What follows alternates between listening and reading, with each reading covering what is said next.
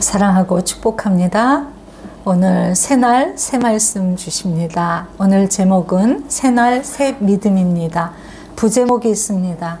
슬기로운 언어 생활입니다. 누가복음 1장 31절에서 45절 말씀 우리 함께 읽겠습니다. 한 절씩 교대로 받들어 읽는데 가정에 계신 분들 제가 가진 성경 신약 37쪽, 87쪽입니다. 제가 가진 성경 신약 87쪽입니다. 다 찾으셨나요? 한 절씩 교대로 받들어 읽겠습니다. 보라, 네가 잉태하여 아들을 낳으리니 그 이름을 예수라 하라. 그가 큰 자가 되고 이름 도신 이의 아들이라 이끌어질 것이요 주 하나님께서 그 조상 다윗의 왕위를 그에게 주시리니 영원히 야곱의 집을 왕으로 다스리실 것이며 그 나라가 무궁하리라. 마리아가 천사에게 말하되 나는 남자를 알지 못하니 어찌 일이 있으리이까. 천사가 대답하여 이르되 성령이 네게 임하시고 지극히 높으신 이의 능력이 너를 덮으시리니 이러므로 나실 바 거룩한 이는 하나님의 아들이라 일컬어지리라. 그가 그의 친족에게 가르쳐도 그가 배웠느니라. 그의 임신하지 못한다고 알려주니까 이미 6살이 되었나니 대저 하나님의 모든 말씀은 능하지 못하심이 없느니라. 마리아가 이르되 주의 여종이니 말씀대로 내게 이루어지리라 하매 천사가 떠나가리라. 뭐가 자꾸 트나요? 이때 마리아가 일어나 빨리 산골로 가서 유대 한 동네에 이르러 사가랴의 집에 들어가 엘리사벳에게 문안하니 엘리사벳이 마리아가 문안함을 들으매 아이가 복중에서 뛰노는지라. 엘리사벳이 성령의 충만함을 받아 큰 소리로 불러 이르되 여자 중에 내가 복이 있으며 내 태중의 아이도 복이 있도다. 내 주의 어머니가 내게 나오니 이 어찌 된 일인가? 보라 내 가난한 둘레가 내게 이르되 아이가 내 복중에서 기쁨으로 뛰노라도다. 함께요. 주께서 하신 말씀이 반드시 이루어지리라고 믿은 그 여자에게 복이 있도다. 아멘. 오늘 말씀 주님이 저와 여러분에게 주시는 주님의 말씀입니다. 크리스마스 때 주님이 예수님 탄생에 대한 구절을 안 주시더니 새해 첫날 오히려 성탄절에 우리가 받았어야 될 말씀 같은 그런 말씀을 읽게 되었습니다. 그렇지만 하나님은 다 알아서 주시고 계시니까 우리는 그 말씀을 주시는 대로 아멘 하면서 받으시면 저와 우리 모든 성도들에게 한 해 동안 놀라운 힘이 될 말씀을 주시리라 믿습니다. 새날인데 우리가 올해가 우리 그 주보 보시면 안쪽에 종려나무 헌장이 있지요. 그 헌장에 4가지가 있습니다. 하나님께 뿌리 내리라, 푸르게 자라라, 숲을 이루라, 내어주라. 4년씩 하나님이 이 주시는 말씀으로 이렇게 텀을 돌아갔습니다. 텀이. 올해는 3번째 하나님께 뿌리 내리라는 말씀을 받는 해입니다. 그래서 3번째 하나님께 뿌리 내리는 해인데 이것을 하나님께 뿌리 내린다는 것을 실제적으로 우리가 실천하면서 살 수 있도록 그 주신 표어가 그것을 위해서 주신 것입니다. 믿음의 삶, 말씀의 삶을 살라는 주님의 말씀입니다. 첫 번째 하나님께 뿌리 내리는 해, 두 번째 해, 이번이 3번째 해인데 첫 번째와 두 번째와 이번 3번째가 무엇이 다를까 그 생각을 해보았습니다.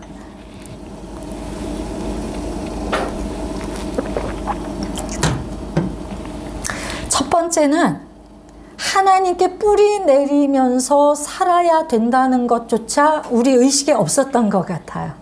그렇지 않았나요? 하나님은 우리가 알고 믿고 그렇긴 하지만 하나님께 뿌리를 내린다고? 그게 뭐야? 그렇게 꼭 살아야 돼? 그런 하나님께 뿌리 내린다는 의식 자체가 성도들 안에 없는. 그래서 한 해 동안 첫 번째 해는 하나님께 뿌리 내린다는 건 이런 거야. 뿌리 내려야 돼. 그것을 우리에게 계속 말씀하셔서 듣게 하신 것 같아요. 믿음은 들음에서 난다고 그러셨습니다. 말씀에. 믿음은 들음에서 나며 그 들음은 그리스도의 말씀으로 말미암는다. 이렇게 말씀하고 계시거든요. 그래서 첫 해에는 우리의 삶이, 성도의 삶이 하나님께 깊이 뿌리가 내려야 돼. 그 뿌리가 하나님으로부터 나오면 죽어. 그것을 전혀 생각도 안 하고 그렇게 살아야 된다는 마음도 없고 관심도 없는 우리에게 계속 그렇게 살아야 되는 거야. 그걸 1년 내내 말씀하셔서 들으면서 맞아. 그래 맞아. 하나님께 뿌리를 내려야 되는구나. 알게 하시는 지식의 믿음이 생기는 그 첫 번째 얘기는 그렇습니다. 그리고 그렇지만 우리가 알긴 알았지만 그렇게 살아야 된다는 삶의 문제에 대해서는 흔쾌히 동의는 안 일어난, 알기는 알았는데 그렇게 살 수 있을까? 난 그렇게 살 수 없을 것 같은데? 사람이 그렇게 다 살아야 되나? 이런 의아한 삶의 결단은 일어나지 않아. 그러나 모르는 것보다는 아는 믿음이 훌륭한 믿음이죠. 전혀 하나님께 어떻게 살아야 되는지 알지 못하고 사는 것보다는 이렇게 살아야 되는구나. 최소한 아는 거로부터 믿음이 시작이 됩니다. 그리고 두 번째 텀에 가서 하나님께 뿌리 내리는 삶, 두 번째 해에는 하나님이 무엇을 하셨을까? 예수 그리스도가 왕이신 것을 고백하는, 왕이신 나의 하나님, 그런 표어로 정말 내 삶의 주인이 되셔야 돼. 하나님의 이 동의가 일어나는 1년 내내 주님이 그 동의를 이끌어내신, 이제 겨우 알기는 알지만 동의는 못해. 내가 그 삶은 살 수 없어. 그렇게 생각하는 우리에게 끊임없이 1년 동안 하나님이 너희의 왕이시고 주인이셔. 네 삶의 주인이 되어주셔야 돼. 그래서 1년 내내 듣다 보니까 우리의 믿음의 두 번째 단계, 동의의 단계가 시작이 되었던 것 같아요. 맞아, 그렇게 살아야지. 살아야 되겠다라는 동의. 그러나 그때 우리의 삶이 다 온전하게 이루어진 건 아닙니다. 동의는 일어나서 살아보려고 애는 쓰는데 됐다가 안 될 때가 더 많아. 그래서 자책도 들고 또 부끄러움도 있고 두려움도 있고 하나님 앞에 죄송하기도 하고 이랬던 상태가 두 번째 텀이었던 것 같아요. 세 번째 똑같이 하나님께 뿌리 내리는 삶의 세 번째 해가 이제 오늘부터 시작이 됐습니다. 1월 1일부터 오늘 첫 주일 1월 3일 첫 주일 예배부터. 이 단계는 어떤 단계인가? 하나님께 뿌리 내린다는 건 어떤 거야? 아는 단계에서 이제 그렇게 살아야지 동의하는 단계에서 세 번째 단계는 완전한 신뢰의 단계입니다. 너무 멋있지 않아요? 저 가슴이 설레요. 이 말씀을 이렇게 준비하면서 첫 번째도 하나님께 뿌리 내리는 삶, 두 번째도 했고 이번에 세 번째인데 뭐가 다른 거죠? 우리는 그럼 첫 번째, 두 번째 뿌리 못 내렸나 봐요. 그랬더니 아니야. 그땐 전혀 지식도 없었어. 지식을 그때 하나님께 뿌리 내려야 되는구나. 알긴 알지만 나는 그렇게 못 살아. 두 번째는 그렇게 살긴 해야 되겠네. 동의까지 일어나서 이제 완성의 단계다. 세 번째는 완전한 믿음이 어떤 것인가? 완전한 세 번째 단계의 믿음이 출발할 거야. 그러면서 너희의 삶에 놀라운 열매가 맺히게 될 것이다. 이제 공생애가 시작이 된다. 너희들 성도들 안에 목사인 저가 아니라 저도 물론이지만 성도들 그저 그냥 하나님 앞에 복 받기만 바라고 그냥 은혜 받기만 원했던 성도들에게 그 공생애가 시작되는 그 힘이 생기는 한 해가 될 거야. 이렇게 선언해 주시는 것 같았어요. 멋지지 않습니까? 공생애 아직도 원하지 않나요? 원하시게 될 거예요. 너무 근사하거든요. 제가 하나님께 내 인생 전체를 통틀어서 가장 큰 감사가 목사 삼아주신 것, 개척교회 하게 하신 것이거든요.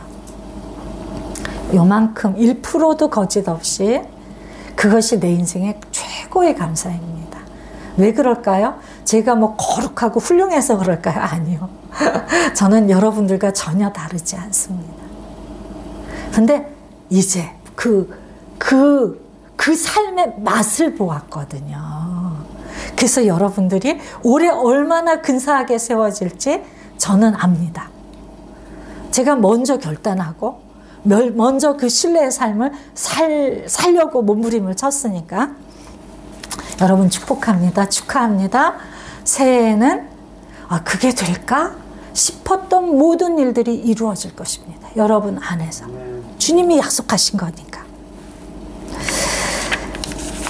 그 신뢰의 단계는 어떤 단계냐 하면 팥으로 메주를 쓴데도 믿는 단계입니다.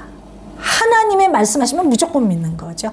내 이성으로는 어떻게 팥으로 메주를 써 말도 안 돼. 이전에 지식의 단계에서는 내가 이해가 안 되면 전혀 믿지 않았습니다. 동의의 단계에 동의해야 되는 거 알아서 동의는 했지만 항상 여기가 좀 찜찜해. 내 삶에서 그게 믿어지지 않기 때문에. 그러나 세 번째 신뢰의 믿음의 단계는 무엇이냐 하면 하나님이 말씀하셨다는 그 사실 때문에 무조건 믿어지는 단계예요. 이 단계가 되면 굉장히 평강이 오고 자유롭습니다. 여러분들 하나님을 따라가는 일이 무거운 거는 동의의 단계에서 무거운 거예요. 동의는 하는데 잘 안 돼. 그래서 무거운 거예요. 힘들고. 그래서 하고 싶지 않은 거예요. 근데 이 전적인 신뢰의 단계로 딱 들어가면 그냥 믿어져요. 말씀이 다. 내가 환난과 고난 중에 있는데 주님이 이거 환난 아니고 고난 아니고 이 골짜기를 통해서 너에게 쫙 펼쳐지는 초장으로 가는 길이야 라고 말씀하시는데 믿어지는 거려. 그냥 그대로 믿어지는 거려. 하나님이 이렇게 말씀하셨으면 틀림없이 그런 거야. 이게 믿어지거든요. 그래서 동의의 단계가 아닙니다. 그냥 믿어지는 단계거든요. 이거는 어떤 일이 일어날 것을 믿는 게 아니고요. 하나님이 무엇을 하실 게 믿어지는 게 아니에요. 하나님 그분을 믿는 것입니다. 하나님은 나를 얼마나 사랑하는지 우리가 이 몸부림을 통해서 신앙생활의 실패와 성공을 통해서 얼마나 많이 경험을 했는지 하나님이 날 사랑하신다는 그 일에 대해서는 1%도 의심이 없는 거예요. 그래, 내가 진흙 구덩이를 대굴대굴 구를 때 웅덩이 속에 갇혀가지고 하나님 쳐다도 보지 않을 때도 주님은 나를 사랑하셨어. 내가 뭐가 뭔지도 모르고 이 진리의 말씀, 하나님의 이 나를 살리시는 이 놀라운 생명의 말씀 앞에서 내가 노상 내 말만 했던 내 감정, 이 쓰레기 같은 내 감정, 이 쓰레기 같은 내 생각을 막 주장하면서 하나님 말씀을 폐해버렸던 그때에도 나를 사랑하셔서 눈물 흘리시고 나를 찾아오시고 부둥켜 안으시고 내가 너 살릴게 나 좀 믿어줘 하시면서 그렇게 사랑하시는 그 사랑, 그걸 우리가 경험을 한단 말이에요. 그래서 믿어지는 거예요. 하나님은 하나님의 말씀은 1.1획도 틀림이 없어. 하나님은 말씀하시면 반드시 이루시는 분이야. 하나님은 나를 위해서 가장 좋고 선한 길만 예비하셨어. 이게 꽃길인가요? 부자로 사는 길일까요? 성공하는 길이 아니야. 음침한 사망의 골짜기를 지나가면서도 그게 믿어지는 거죠. 내가 지금 나의 목자인 주님을 따라가고 있는 중이야. 근데 내가 지금 사망의 음침한 골짜기를 걸어가고 있어. 아니, 나를 그렇게 사랑하시고 나를 향해서 나는 꿈도 못 꿨던, 나는 꿈꾼 적이 없던 그 비전과 아름다운 소망을 향해서 이끌어 가시는 그 하나님이 사망의 음침한 골짜기로 들어서게 하실 때에는 이게 길이 아닌데 들어서게 하실 리가 없잖아요. 이 믿음이요. 그 믿음을 갖고 살 때 우리 안에 그 자유함과 평강과 사랑과 지혜와 명철이 완전히 우리를 발끝부터 머리끝까지 채우는 것입니다. 너무 놀랍고 축복된 일이에요. 이 빛나는 삶으로 주님은 항상 우리를 이끄시고 계시거든요.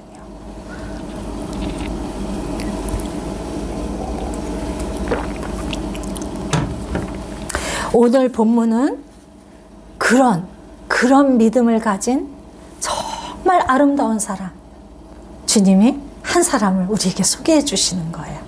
얘야, 너희 마리아 알지? 이렇게. 예수 어머니 마리아 알잖아. 그를 살펴보아라. 그가 얼마나 아름다운 그 믿음을 가지고 있는지, 그 입술을 열면 저절로 터져 나오는 그 열매, 입술의 열매, 그 말이 얼마나 슬기로운지, 얼마나 생명력이 있는지, 그 말이 얼마나 아름다운지 오늘 한번 봐라. 그리고 나는 너희가 1년 내내 그 첫 출발을 그 믿음의 언어에 초점을 두고 나아가는 삶을 시작했으면 좋겠다. 오늘 첫날 저와 여러분에게 주님이 지침을 가르쳐주고 계신 거예요. 자, 오늘 여기에는 다 읽지 않았지만 저기 마리아 사건 앞에 그러니까 세례 요한 아시죠? 세례 요한이 예수님하고 친척입니다. 6개월 형이에요. 6개월 형, 세례 요한이. 6개월 먼저 출생했습니다. 오늘 본 본문의 말씀 앞에는 세례 요한의 출생 이야기가 있어요. 그리고 예수님의 출생 이야기가 나오는 거예요. 이 두 개의 꼭지가 있습니다. 세례 요한의 출생, 그리고 예수님의 출생. 그걸 한번 비교를 해보라고 주님이 이렇게 보게 하시더라고요. 둘 다 수태거지를 받았습니다. 근데 기가 막힌 거는 사가랴는 그 아내 이름이 엘리사벳인데 세례 요한 아버지 어머니예요. 이 두 사람은 나이가 늙도록 아이가 없었어요. 아이를 평생 원했습니다. 이스라엘 문화는요, 자녀가 상급입니다. 자녀가 하나님의 앞에서의 축복의 조건입니다. 그래서 자녀가 없다는 건 저주받은 인생이라고 해석을 하고 있거든요. 그렇기 때문에 자녀가 없는 그 슬픔이 얼마나 컸겠습니까? 평생 기도 안 했을까요? 제사장인데. 사가랴가 제사장인데 기도 안 했을까요? 기도했죠. 평생 소원을 갖고 기도했는데 아이가 늙도록 없습니다. 이제는 소망이 다 끊어졌죠. 아기를 잉태하고 출산할 능력이 다 끝났습니다. 두 사람에게. 이렇게 끝났을 때 사가랴에게 천사가 나타나서 수태고지를 하는 거예요. 너에게 아들이 날 거야. 이 아들은 이런 아들이야. 이러면서. 근데 그때 사가랴의 반응을 한번 보십시오. 18절. 우리 함께 읽을까요? 사가랴가 천사에게 이르되 내가 이것을 어떻게 알리오? 내가 늙고 아내도 나이가 많으니이다. 이렇게 이야기를 합니다. 사가랴가 이 이야기를 한 것은 궁금증일까요? 아니면 의심일까요? 뉘앙스가 어떤가요? 의심에 가깝습니다. 왜냐하면 그 다음에 천사가 얘기하는 장면이 나와요. 보라, 이 일이 되는 날까지 내가 말 못하는 자가 되어 능히 말을 못하리니 이는 네가 내 말을 믿지 아니함이거니와. 이렇게 나오거든요. 천사가 딱 알아챈 거죠. 얘 나 믿지 않네. 천사를 믿지 않는 게 아니라 하나님을 믿지 않네. 왜 안 믿었을까요? 팩트가 아이를 가질 수 있는 나이가 아니고 경수도 끊어지고 생산할 능력이 없어졌기 때문에 100% 이건 불가능하다고 믿는 것입니다. 그러나 똑같은 수태고지를 받은 마리아는 어떻게 대답을 했는가? 마리아도 비슷하게 질문을 합니다. 34절 우리 한번 함께 읽겠습니다. 마리아가 천사에게 말하되 나는 남자를 알지 못하니 어찌 이 일이 있으리이까. 비슷한 것 같지 않나요? 내가 이것을 어떻게 알리요? 나도 늙고 아내도 나이가 많습니다. 이유. 나는 남자를 알지 못합니다. 이유. 그러니 어찌 이 일이 있으리까. 똑같은 것 같지 않나요? 똑같은데 왜 사가랴는 꾸중을 듣고 벙어리가 되고 세례 요한 나오는 날까지 마리아는 칭찬을 받았을까? 하나님께서 하신 말씀이 반드시 이루어지리라고 믿은 여자라고 칭찬을 받았을까? 똑같은데 내가 볼 땐 제가 볼 땐 똑같거든요. 그래서 원문을 찾아봤습니다. 영어 번역하고 원문을 찾아보니까 이게 뭐냐면 내가 이것을 어떻게 알리오는 can be, can be입니다. 그러니까 어떻게 how can be 이렇게 how can I be 이렇게 나가는 거예요. 내가 어떻게 믿을 수 있나요? 이렇게. 마리아의 말은 will be입니다. 어떻게 이 일이 일어나겠습니까예요. 무슨 차이인지 알겠죠? 앞에는 믿을 수 없다는 말을 반어적으로 표현한 것이고 여기는 궁금해서 아니 어떻게 그런 일이 어떤 식으로 일어나길래요? 어떤 식으로 미래에 일어날 건가요? 궁금해서 물어보는 거예요. 한쪽은 불신앙으로 물어보는 것이고 한쪽은 궁금해서 물어보는 것입니다. can be와 will be의 차이가 그것입니다. 놀랍지 않습니까? 하나님이 이 마리아의 질문을 가지고 다 대답을 하시죠. 천사를 통해서 대답을 해주십니다. 오늘 이 마리아의 믿음을 뒤에 반드시 이루어지리라고 믿은 거 또 주님이 정말 설명을 해주시잖아요. 너 친족 엘리사벳 알지? 그러면서 친척 있잖아 엘리사벳. 그 할머니가 아들을 잉태했잖아 몇 달 전에. 이게 6개월 차이라고 그랬잖아요. 몇 달 전에 지금 잉태해가지고 지금 산골에 들어가서 살잖아. 그 이야기를 해주는 거예요. 그러면서 이미 임신한 지 6개월이 됐다는 거예요. 36절에 6달이 되었나니. 그러면 37절 뭐라고 하십니까? 대저 하나님의 모든 말씀은 능하지 못하심이 없느니라. 이걸 믿으라는 거죠. 하나님은 능치 못하신 일이 없어. 불가능이란 없어. 근데 그러면 우리는 이런 생각을 해요. 그런 기도하면 다 되나? 그렇진 않던데? 네, 다 안 됩니다. 하나님이 우리에게 임하셔서 하신 말씀은 다 됩니다. 그러나 하나님이 찾아오셔서 말씀하지 않았는데 내 소원을 가지고 내가 이랬으면 좋겠다. 그거는 하나님이 주신 약속이 아니고 내 희망사항입니다.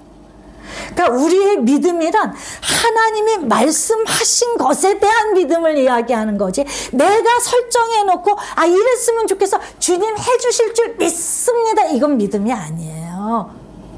희망사항이라고 하는 것입니다. 그래서 우리의 믿음의 근거는 하나님이에요. 그분이 나에게 뭐라고 하시는가? 나에게 기도할 때 이 사건에 대해서 어떤 마음을 주시는가? 그것이 하나님이 주신 말씀이고 하나님의 약속이지, 내가 막 내 욕망을 따라 막 세워놓고 주여 주실 줄 믿습니다. 그리고 안 주시네? 믿을 것 없네? 기도한다고 다 되는 거 아니야? 그게 아니라는 거예요. 우리 믿음의 근거는 항상 주님께 나아가, 주님, 지금 사건이 이런 일들이 있어요. 지금 내 마음 상태가 이래요. 내 지금 이 현실을 알고 계시죠? 내가 지금 맞닥뜨린 이 환경을 알고 계시죠? 내 상태를 알고 계시죠? 주님, 이 상태에 대해서 말씀해 주세요. 이 상황에 대해서 말씀해 주세요. 이 상황을 어떻게 해야 이길 수 있을까요? 주님 도와주세요 라고 간절히 그 팔 앞에 가서 엎드려서 기도할 때 주님이 부으시는 말씀, 주님이 부으시는 평안, 주님이 부으시는 어떤 소망들을 붙드는 거, 그리고 그 말씀을 붙들었는데 내 상황은 하나도 좋아지지 않아. 사망의 음침한 골짜기로 더 들어가. 더 암울해져. 그래도 하나님이 주셨기 때문에 이 말씀을 외치는 거. 이게 믿음이란 말이에요. 이걸 착각을 하지 마세요. 내가 설정해 놓은 내 꿈? 그건 믿음 아닙니다. 하나님은 거기에 응답하지 않으실 때 많습니다. 그래도 응답해 주시는 은혜를 받을 때도 많지만 초신자 때는 우리가 하나님 앞에서 잘하고 또 잘하면 하나님은 우리를 친구로 삼으신다고 그랬잖아요. 친구는 뭐예요? 서로의 이야기를 듣고 서로를 아는 거죠. 나 혼자만 이해받고 공감받고 나는 전혀 그분에 대해서 관심도 없고 이해도 못하고 무슨 뜻을 가지고 계신지 무슨 계획을 가지고 계신지 관심도 없다면 무슨 친구입니까? 너희는 나의 친구라. 내 계명대로 행하면이 왜 붙어 있는지 아시겠죠? 우리가 하나님이란 분을 너무나 신뢰하기 때문에 그분이 나를 얼마나 사랑하는지, 나에 대해서 얼마나 선한 계획을 가지고 계신지, 내 손을 얼마나 섬세하게 붙들고 인도하시는지 알기 때문에 내 상황이 어떻든지 그분을 의지하고 믿는 것. 그럴 때 주님의 말씀을 우리가 귀 기울여 듣지 않겠습니까? 무겁게 듣죠. 뭐 내 생각이 그렇지 않으면 뭐 설교를 어떻게 들어도 또 하나님이 뭐 기도 중에 어떤 마음을 줘도 내가 마음이 움직이지 않으면 나는 전혀 안 해. 그런다면 그 사람이 하나님을 사랑하는 것입니까? 그 사람이 하나님께 관심을 가지고 있는 것입니까? 이용하는 거죠, 하나님을. 하나님은 거기에 속지 않으세요. 그래도 우리를 사랑하셔서 그런 흠과 허물이 있는 우리를 그냥 보살피면서 안고 가시는 것 뿐이지 주님은 항상 외로우세요. 그런 나 때문에. 그런 나 때문에 항상 근심하십니다. 얘야, 내 친구도 좀 되어줘. 나한테 관심을 가져줘. 날 좀 사랑해줘. 날 좀 믿어줘. 그러면 내가 너에게 모든 걸 알게 할 텐데, 내가 너에게 기도하는 대로 응답을 할 텐데, 내가 너에게 열매가 항상 풍성하게 있게 할 텐데, 너를 빛같이 빛나 밝은 사람으로 만들 텐데, 내가 네 안에 생수의 강이 터지게 할 텐데, 내가 너를 힘 있는 생명의 사람으로 만들 텐데, 너는 어둡고 힘없고 두렵고 불안하고 근심하고 내 자신을 사랑할 수 없어서 갈등과 지옥 같은 고통 속에서 사는, 내가 거기서 널 건질 텐데 날 믿어줘. 오늘 주님이 저와 여러분에게 하시는 말씀이에요. 마리아를 봐. 마리아가 이 수태고지를 받은 일이 어떤 일인지 아시죠? 제가 오늘 그 설교는 안 하려고 해요. 다 아시니까. 지금 시대에도 미혼모가 되면은 억장이 무너질 텐데 안 그런가요, 청년들? 그 당시 2000년 전에 이스라엘이라고 하는 특별한 공동체, 하나님의 말씀과 계명이 엄중한 공동체에서 처녀가 임신을 했다는 건 죽음입니다. 죽음과 수치와 무서운 일이라고요. 어떻게 이렇게 말할 수 있습니까? 주의 계집종이오니, 38절에 주의 여종이오니 말씀대로 내게 이루어지이다. 어떻게 이런 말을 할 수 있겠습니까? 놀라운 이야기예요. 이건 놀라운 이야기예요. 하나님을 신뢰함이 어디까지 가 있는지 세 번째 단계에 가 있는 사람이라는 거예요. 우리는 세 번째 단계에 모두 가야 됩니다. 성도라면. 첫 번째 단계, 두 번째 단계 신뢰, 그 믿음을 가지고 믿음이라고 말해서는 안 되고 세 번째 단계 반드시 우리는 이르러야 된다는 거예요. 그래야 우리 안에 생기가 넘치는 일들이 시작이 되니까요. 나도 살고 남을 살리는 그 근사한 일들이요. 내가 매일 깜짝깜짝 놀라는, 제가 그러잖아요. 매일 어떻게 이렇게 놀랄 수가 있을까, 하나님에 대해서. 다 알만도 한데. 하나님 그러시는 거 모르지도 않는데. 근데 진짜 매일 놀라요. 매일 눈이 번쩍 뜨이는 것 같은 놀라움이 있습니다, 하나님께는. 매일 하나님께 놀란다는 거는 그것 자체로 생명입니다. 생기고요. 에너지고요. 기쁨이고요. 아무것도 두렵지 않습니다. 아무것도 두렵지 않습니다. 이 믿음으로 나오라고 주님이 저와 여러분을 초청하시는 거예요. 그 일을 구체적으로 이런 믿음으로 가는 첫 번째 지침으로 슬기로운 언어 생활을 주셨다고 그랬잖아요. 세 가지를 말씀하겠습니다. 미안합니다. 감사합니다. 다 됩니다. 저도 배운 거예요. 갑자기 그 배운 게 생각이 나더라고요. 자, 미안합니다. 어떤 때요? 미안할 때요? 아니요. 미안할 때 미안합니다는 하나님 없는 사람도 다 합니다. 자, 종려나무 숲 성도님들, 올해 1년 동안 우리는 이 훈련을 할 겁니다. 도저히 이해가 안 되는 억울한 일을 당했을 때, 도저히 말도 안 되는 왜곡된 그런 지적을 받았을 때, 내가 미안한 게 아니라 저 사람이 나한테 미안하다고 해야 될 그런 상황에 왔을 때, 그때 미안하다고 말하라는 거예요. 못한다고 하시겠습니까? 해보세요. 그냥 하나님 말씀이니까. 우리가 무엇인가를 하는 이유는 다른 게 아니라 하나님이 말씀하셨으니까입니다. 하나님이 말씀하셨다는 이유로 내가 당연히 권리를 주장할 수 있고 옳고 그름을 따질 수 있는 그때, 그래? 당신 그랬어? 내가 그런 게 그렇게 느껴졌어? 미안해. 이렇게 하나님 때문에 그 말을 할 수 있다면 여러분은 그 시간 완전히 원수를 밟은 거예요. 원수가 여러분의 삶에 까불지 못합니다. 그 시간에 우리의 자아가 십자가에 딱 못 박히는 순간이고요. 그때 원수가 우리 삶에서 끊어지는 순간입니다. 이게 능력이에요. 왜 그렇게 얘기해야 되느냐고요?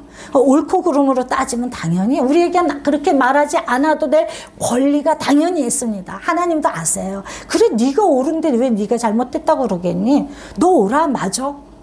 근데 주님 말씀하시는 거, 그런데 얘야, 하나님이 그때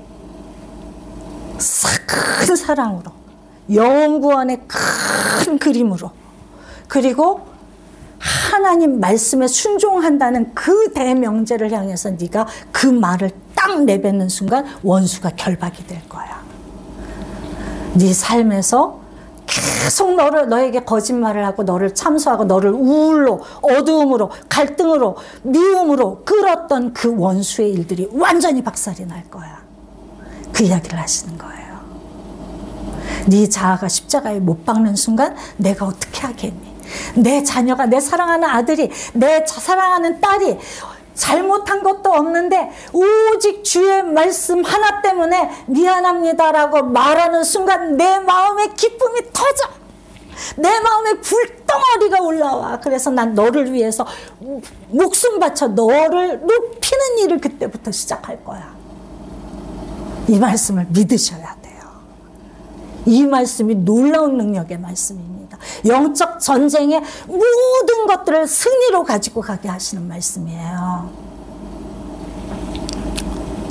그리고 또 한 가지 감사합니다.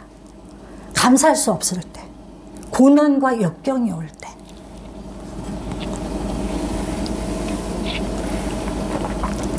그때 어떻게 감사를 할 수 있는가?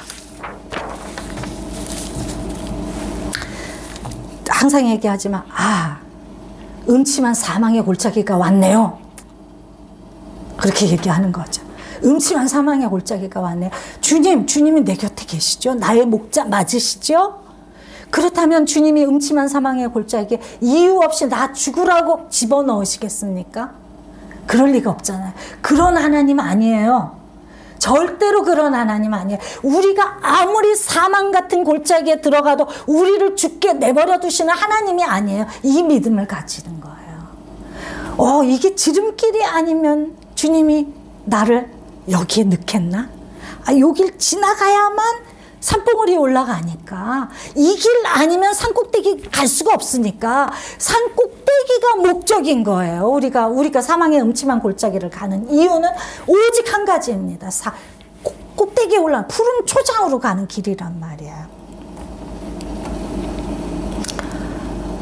그래서 감사합니다 할 수 있는 거죠. 왜냐하면 지금 목적지가 사망의 음침한 골짜기가 아니라 하나님이 원수 목전에서 코앞에서 떡 벌어진 가든 파티를 준비하고 있어요. 악사 다 데려다가 아름다운 데코하시고 음식 즐비하게 차리시고, 그리고 사람들이 다 보는 앞에서 나를 기름 부으실 것이기 때문에 그 길이 음침한 골짜기예요.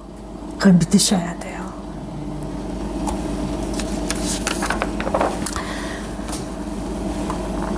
이 일이 미안합니다, 감사합니다 할 수 없는 상황에 하는 이 일이 우리 마음속에 우리 영혼이 예수님 십자가는 내 십자가예요, 예수님 부활은 내 부활이에요 라는 고백이 없으면 이 일은 불가능합니다. 예수님 십자가가 그냥 예수님이 날 위해 죽으시고 끝, 그게 아니라 예수님 십자가가 나도 그 십자가 딱 지는 순간 부활이 일어나니까 내 삶에서 십자가가 경험이 되어져서 내 삶을 망가뜨리는 모든 자아가 죽는 시간이에요. 이거 나 십자가 지라고 그러면 되게 억울하죠. 고난당할 것 같고. 천만에 엄청 빨리 지나가고요. 고난인 줄도 모르고 지나가게 됩니다. 그 시간에 주님의 십자가가 내 십자가야라고 소리 지르는 그것은 무엇이냐면 예수님 십자가가 내 삶에서 내 모든 어두움, 죄악, 모든 내 인생을 망가뜨리는 모든 것이 죽는 내 십자가가 된다는 뜻이에요. 그걸 외치면서 미안합니다 할 수 없지만 미안합니다. 그 앞에 외치는 거죠. 내 십자가, 주님의 십자가, 내 십자가. 주님, 나도 나쁜 건 다 죽습니다. 좋은 것만 살아납니다. 그리고 소리치고 미안합니다 하는 거죠. 감사합니다 할 수 없을 때 주님의 십자가, 내 십자가, 주님의 부활, 내 부활. 나는 주님이 열정을 가지고 나를 살려서 최고로 높은, 최고로 아름다운 그 자리로 나를 데리고 가실 것입니다. 이 외침이 주님의 부활, 내 부활이에요. 세 번째, 다 됩니다. 죽을 것 같은 상황이다. 이제 끝났구나. 다 끝났구나. 난 소망이 없구나. 그럴 때 내 입술에서 나와야 되는 말은 다 됩니다. 주님만 오시면 다 됩니다. 주님이 하실 것입니다. 아까 그 38절에 그러고 아니 그 34절에 아니 그것도 아니네요. 뭐죠? 37절에 하나님의 모든 말씀은 능하지 못하심이 없습니다. 이거죠. 하나님의 말씀은 능치 못한 일이 없습니다. 내 눈에 아무리 불가능해 보여도 주님이 말씀하시면 다 이루어집니다. 다 됩니다. 라고 소리치는 거예요. 1년 동안 정말 내가 사과받고 싶은 그런 상황에 내가 미안합니다. 내가 너를 그렇게 속상하게 했어? 미안해. 그랬구나. 그랬어. 이 말을 가장 많이 사용하는 아내. 도저히 환난과 공고 때문에 내가 감사할 수 없고 너무 힘들고 두려움이 올 때 감사합니다. 주님 이 일을 통해서 나를 어떻게 살리시려고요? 주님 이 일을 통해서 나에게 어떤 잔치상을 베푸시겠습니까? 주님 이 일을 해야만, 이 일이 지나야만 살릴 영혼이 누구입니까? 이걸 내가 해내면 하나님이 살릴 영혼을 예비하고 계시는 거예요. 그러면서 믿음으로 나가는 거. 절망적이고 믿어지지 않을 때 주님이 말씀하면 다 됩니다. 우리 입에 부정적인 이야기, 내 생각에서 나오는 많은 이야기들, 많은 판단들, 그것들을 다 폐하고 이 세 가지 이야기만 시스템을 계속 돌리는 거예요. 이 세 가지면 다 되지 않습니까? 우리 상황에서 만나는 어려움이 세 가지에 다 들어있지 않나요? 그렇게 훈련해 봅시다. 주님이 그러면 그 약속의 말씀이 요한복음 15장 16절입니다. 한번 읽겠습니다. 너희가 나를 택한 것이 아니요 내가 너희를 택하여 세웠나니 이는 너희로 가서 열매를 맺게 하고 또 너희 열매가 항상 있게 하여 내 이름으로 아버지께 무엇을 구하든지 다 받게 하려 함이라. 아멘. 이 삶을 위해서 주님이 1, 2, 3 이런 실천의 구체적인 실제적인 지침을 주시는 거예요. 이거를 이루어내라. 그러면 원수 꼼짝 못해. 너희 인생을 허물어뜨리려는, 그리고 이곳저곳을 허무는 그 원수의 일들이 끝이 나. 그리고 내 안에 기쁨이 충만할 거야. 오늘 이 말씀의 약속 꼭 붙드시고 1년 동안 싸워나갑시다. 수시로 내 말을 점검하면서 슬기로운 언어 생활이 세워지는 한 해가 되시기를 주님의 이름으로 축복합니다. 우리 결단하는 기도하겠습니다.